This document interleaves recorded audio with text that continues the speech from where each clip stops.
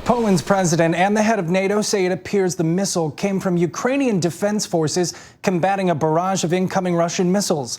Yesterday, President Biden suggested it did not come from Russia.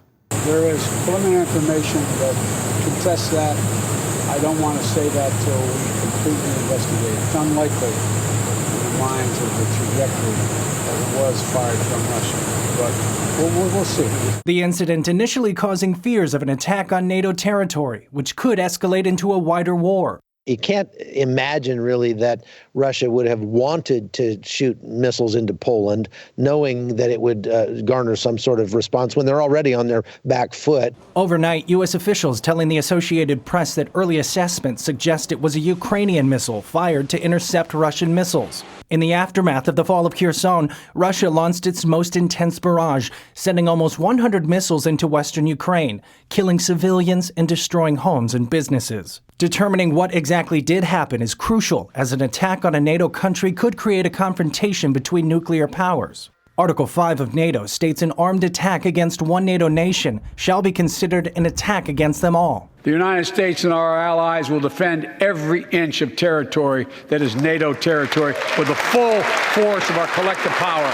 Every single inch.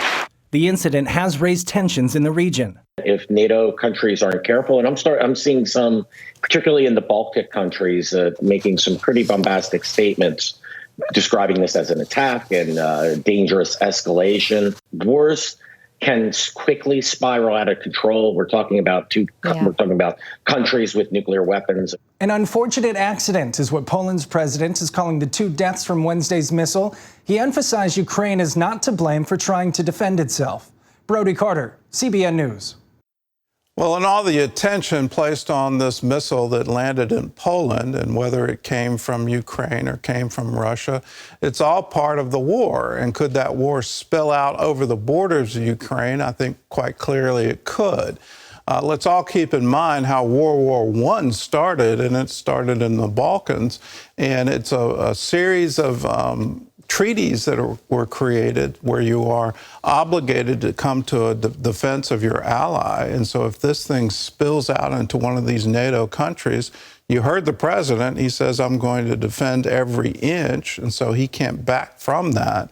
And are we on the brink of World War III? I hope we're not. I think the attempts now from both Poland and from our president to minimize it is showing just how afraid world leaders are that we could escalate into World War III.